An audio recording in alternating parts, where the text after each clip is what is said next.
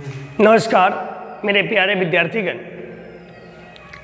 आज हम बात करेंगे क्लास 12th बोर्ड एग्ज़ाम में जो न्यूमेरिकल आता है उसको हम सॉल्व करेंगे।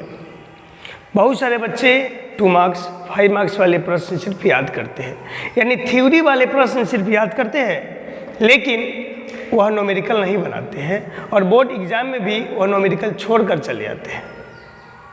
तो हम बोर्ड एग्ज़ाम में बार बार पूछे जाने वाले उस न्यूमेरिकल के बारे में बात करेंगे और उसी टाइप का आपको हम प्रश्न बताएंगे जो आपको बोर्ड एग्ज़ाम में इस बार 2025 के बोर्ड एग्ज़ाम में आने वाला है। तो हमारा पहला प्रश्न है, देखिएगा पहला प्रश्न है, प्रत्येक 6 माइक्रोफैराडे धारिता के 3 संधारित्र उपलब्ध है, उनके संयोजन से प्राप्त न्यूनतम एवं अधिकतम धारिता होगी। समझिएगा ध्यान से, यहाँ पर क्या कहा जा रहा है कि हमारे पास 6 माइक्रोफैराडे धारिता के 3 संधारित्र है, यानी प्रत्येक का धारिता है 6 माइक्रोफैराडे। इसका कह रहा है न्यूनतम और अधिकतम धारिता प्राप्त करने के लिए, न्यूनतम धारिता प्राप्त करने के लिए कहा जा रहा है और अधिकतम धारिता प्राप्त करने के लिए कहा जा रहा है। हम आपसे पूछते हैं कि आप बताइए कि संधारित्र की धारिता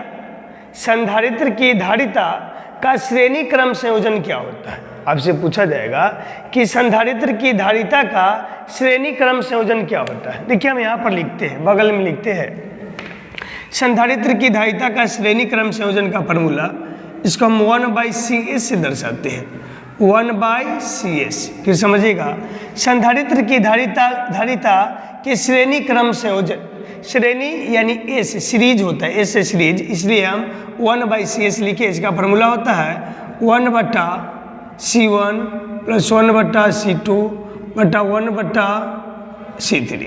फिर देखिएगा 1/CS बराबर 1/C1 + 1/C2 + 1/C3।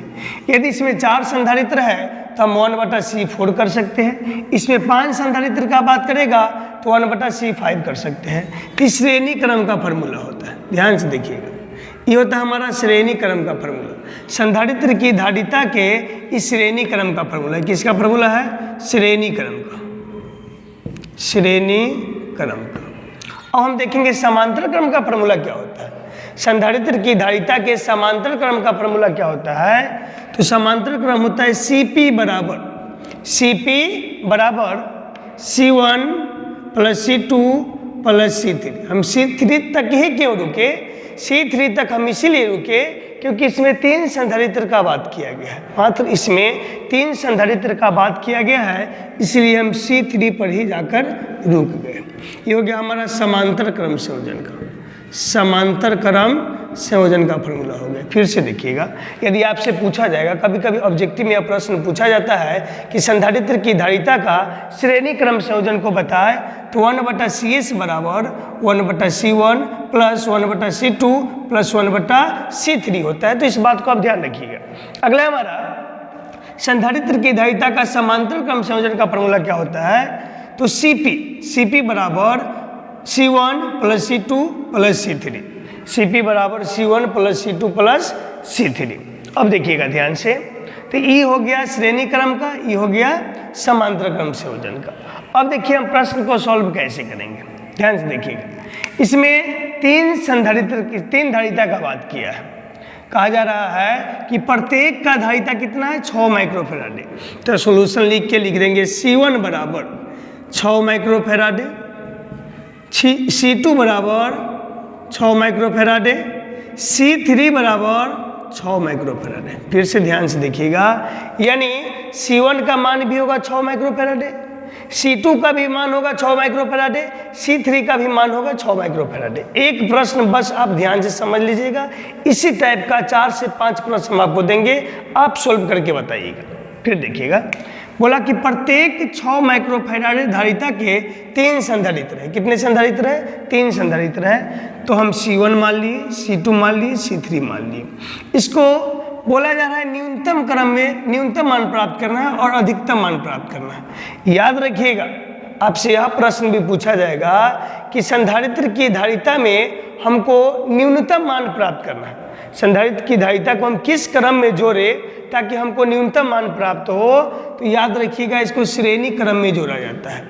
संधारित्र की धारिता को हम जब श्रेणी क्रम में जोड़ते हैं तो हमको न्यूनतम मान प्राप्त होता है।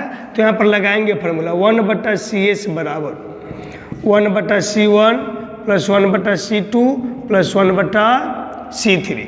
अब देखिएगा 1/CS बराबर 1/C1 की जगह 6, C2 की जगह भी 6, C3 की जगह भी 6।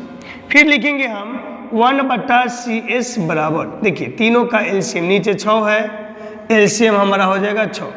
6 से 6 कट गया, यहाँ पर 1 हो जाएगा, यहाँ भी 1 हो जाएगा, यहाँ भी 1 हो जाएगा। फिर देखिएगा 1/CS बराबर एलसीएम कितना है 6 है, 6 का 6 1 2 3। अब देखिए यहाँ पर 3 दूना 6 कट जाएगा 2 बार में, ऊपर 1 नीचे 2, बाई क्रॉस मल्टीप्लाई कर देंगे। CS में 1 से मल्टीप्लाई करेंगे तो यहाँ पर हो जाएगा CS, और 2 में 1 से मल्टीप्लाई करेंगे तो 2 माइक्रोफैराड। यानी जब हम इसको श्रेणी क्रम में जोड़े, श्रेणी क्रम में जोड़े तो 2 माइक्रोफैराड आया। जब हम इसको श्रेणी क्रम में जोड़े तो कितना आया 2 माइक्रोफैराड। फिर से ध्यान से समझिएगा।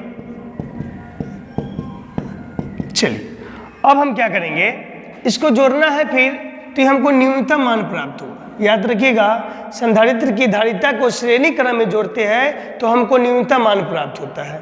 और अब हमको अधिकतम मान प्राप्त करना है। अब हमको अधिकतम मान प्राप्त करना है तो किस क्रम में जोड़ेंगे, तो अधिकतम मान प्राप्त करने के लिए इसको हम समांतर क्रम में जोड़ते हैं। उससे पहले इसका थोड़ा फिगर देख लीजिए, श्रेणी क्रम का फिगर कैसे बनता है। तो श्रेणी क्रम का फिगर ऐसे बनाएंगे हम, इस तरह से। ये हमारा श्रेणी क्रम का फिगर हो गया, ये ए बिंदु हो गया, ये हमारा बी बिंदु हो गया। इसको हम मान लेंगे C1, ये C2 और ये C3। श्रेणी क्रम, संधारित्र का श्रेणी क्रम संयोजन इस तरह से ही रहता है। ये हमारा हो गया श्रेणी क्रम संयोजन, ये हमारा हो गया श्रेणी क्रम संयोजन। अब देखते हैं समांतर क्रम संयोजन। देखिएगा ध्यान से, एक पाठ हम बना लिए। अब हम देखेंगे यहाँ पर समांतर क्रम संयोजन को।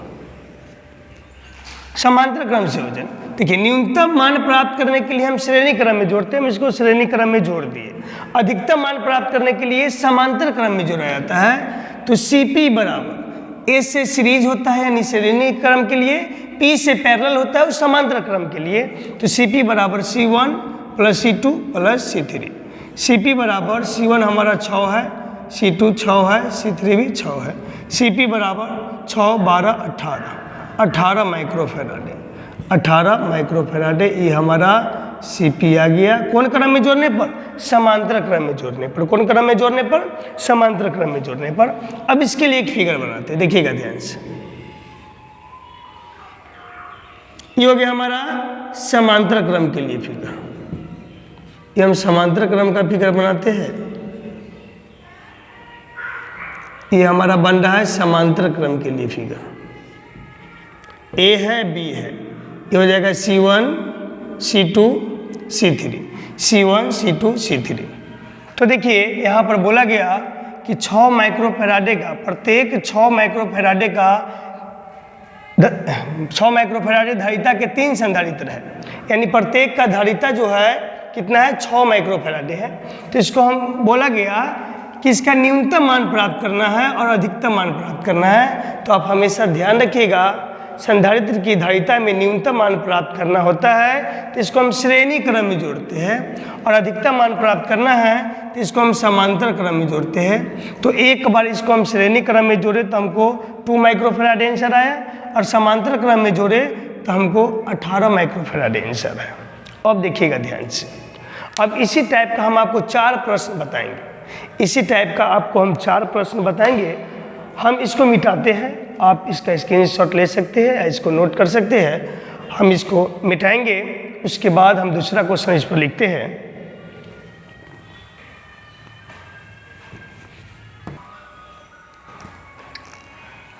अब हम देखेंगे आपको जो अभी हम प्रश्न बताए हैं उसी टाइप का हम 4 प्रश्न यहाँ पर दे रहे हैं। जो भी हम एक प्रश्न बताए थे उसी टाइप पर हम आपको 4 प्रश्न दे रहे हैं। आप इसे सॉल्व करके आप इसका आंसर कमेंट बॉक्स में ज़रूर लिखिएगा। जब भी आंसर लिखिएगा तो क्वेश्चन नंबर देकर, हम यहाँ पर क्वेश्चन नंबर 1 डाले हैं, 2 डाले हैं, 3 डाले हैं, 4 डाले हैं, तो आप जब भी इसका आंसर दीजिएगा तो वहाँ पर आप क्वेश्चन नंबर डाल दीजिएगा कि क्वेश्चन नंबर 1 है, 2 है, 3 है, 4 है, 5 है, 6 है, जो भी हो। यहाँ पर देखिएगा पहला प्रश्न है, प्रत्येक 9 माइक्रोफेराडे धारिता के 3 संधारित्र उपलब्ध है। 9 माइक्रोफेराडे का बात हुआ है। प्रत्येक 9 माइक्रोफेराडे धारिता के 3 संधारित्र उपलब्ध है, उनके संयोजन से प्राप्त न्यूनतम एवं अधिकतम धारिता होगी। तो अभी हम आपको बताए हैं, क्या बताइए कि संधारित्र की धारिता को हम किस क्रम में जोड़े ताकि हमको न्यूनतम धारिता प्राप्त हो। तो आपको हम बताए थे कि अभी किस क्रम में जोड़ने के लिए, तो श्रेणी क्रम में जोड़ने के लिए। श्रेणी क्रम का फॉर्मूला भी आपको हम बताए थे, 1/CS बराबर 1/C1 + 1/C2 + 1/C3। हम C3 तक इसीलिए गए क्योंकि इसमें 3 संधारित्र का बात हुआ, 4 का बात होगा 4 तक जाएंगे, 5 का बात होगा 5 तक जाएंगे। तो याद रखिएगा आप, न्यूनतम धारिता प्राप्त करने के लिए हम संधारित्र को श्रेणी क्रम में जोड़ते हैं। ये आपको ऑब्जेक्टिव में भी काम देगा। यदि हमको अधिकतम धारिता प्राप्त करना है, संधारित्र का बात थोड़ा ध्यान रखिएगा, संधारित्र में हमको अधिकतम धारिता प्राप्त करना है तो हम इसे समांतर क्रम में जोड़ते हैं। कौन क्रम में जोड़ते हैं? समांतर क्रम में। समांतर क्रम का फॉर्मूला हम बता चुके हैं, Cp बराबर C1 + C2 + C3। Cp बराबर C1 + C2 + C3। अब देखिए दूसरा प्रश्न। दूसरा प्रश्न है हमारा, पहला हो गया, दूसरा है, प्रत्येक 3 माइक्रोफेराडे धारिता के 3 संधारित्र उपलब्ध है। कितना? 3 माइक्रोफेराडे धारिता के 3 संधारित्र उपलब्ध है, उनके संयोजन से प्राप्त न्यूनतम एवं अधिकतम धारिता होगी। इसमें भी आपको न्यूनतम और अधिकतम धारिता प्राप्त करने का बात किया जा रहा है। तीसरा प्रश्न देखिएगा, तीसरा प्रश्न क्या कह रहा है, प्रत्येक 2 माइक्रोफेराडे, अब 2 माइक्रोफेराडे का बात हो रहा है, 2 माइक्रोफेराडे धारिता के 5 संधारित्र है। कितने? 5 संधारित्र का बात हुआ है। तो जब आप फॉर्मूला लिखिएगा तो 5 तक जाइएगा, C5 तक 5 संधारित्र उपलब्ध है, उनके संयोजन से प्राप्त न्यूनतम धारिता प्राप्त करना है। न्यूनतम का बात किया गया है तो आप ऊपर वाला फॉर्मूला लगाइएगा श्रेणी क्रम का। न्यूनतम का बात करें संधारित्र में तो हम श्रेणी क्रम का फॉर्मूला लगाएंगे। अधिकतम का बात करें समांतर क्रम का, Cp बराबर C1 + C2 + C3 का फॉर्मूला यूज करेंगे। देखिए चौथा प्रश्न। चौथा प्रश्न है हमारा, प्रत्येक 4 माइक्रोफेराडे, कितने माइक्रोफेराडे? 4 माइक्रोफेराडे का बात किया जा रहा है। 4 माइक्रोफेराडे धारिता के 5 संधारित्र उपलब्ध है। कितने?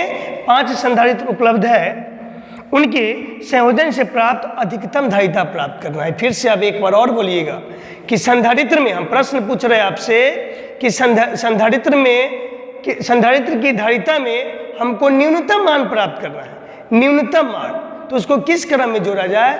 तो श्रेणी क्रम में। न्यूनतम मान प्राप्त करने के लिए श्रेणी क्रम में जोड़ना है, और संधारित्र की धारिता को किस क्रम में जोड़े ताकि हमको अधिकतम मान प्राप्त हो? तो इसका जवाब होगा समांतर क्रम। श्रेणी क्रम का फॉर्मूला देख लीजिए, समांतर क्रम का भी फॉर्मूला आप देख लीजिए। हम नोट में कुछ बात आपको हम बताते हैं, नोट में कुछ बात बताते हैं, ध्यान से सुनिएगा। पहला नोट है, सुनिएगा ध्यान से। नोट नंबर 1 है कि संधारित्र के श्रेणी क्रम संयोजन। हम पहले प्रश्न आपसे पूछ रहे हैं, जवाब दीजिएगा। बोर्ड एग्जाम में कई बार यह प्रश्न पूछा गया है कि संधारित्र को हम श्रेणी क्रम में जोड़ते हैं, संधारित्र को हम श्रेणी क्रम में जोड़ेंगे तो उस समय क्या समान रहेगा? जब उसको हम श्रेणी क्रम में जोड़ेंगे, किस क्रम में? श्रेणी क्रम में जोड़ते हैं तो उस पर क्या समान रहता है? आवेश या विभव? आवेश या विभव? आप सोचिए, संधारित्र की धारिता को श्रेणी क्रम में जोड़ना है तो उस पर क्या समान होता है? श्रेणी क्रम, ये ध्यान रखिएगा, उस समय क्या समान होता है? आवेश या विभव? एक क्वेश्चन कई बार बोर्ड एग्जाम के द्वारा पूछा गया है, बिहार बोर्ड के द्वारा।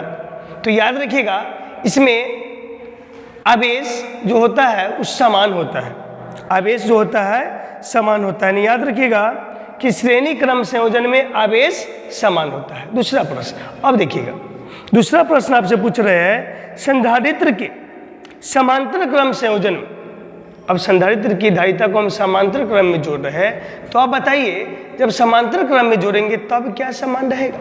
जब समांतर क्रम में जोड़ेंगे तब क्या संबंध रहता है? तो समांतर क्रम संयोजन में आवेश समान या विभव, तो समांतर क्रम में विभव समान रहता है।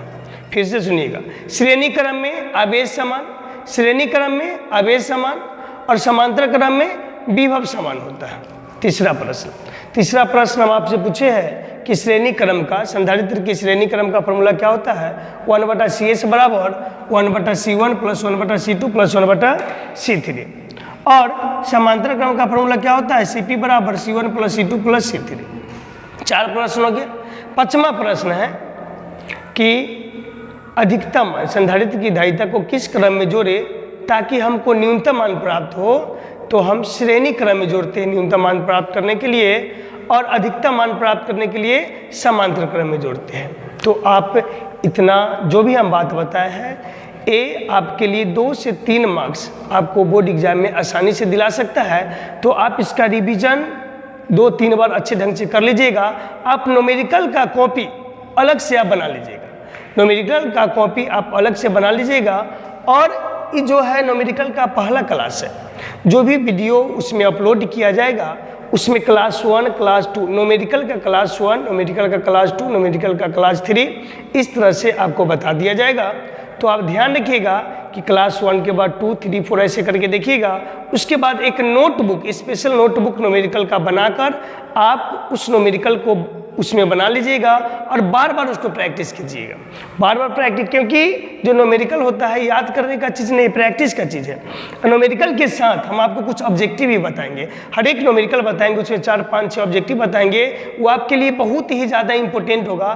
तो आप प्रयास कीजिएगा कि न्यूमेरिकल जैसे हम एक बताए, इस पर 4 प्रैक्टिस कर लीजिएगा।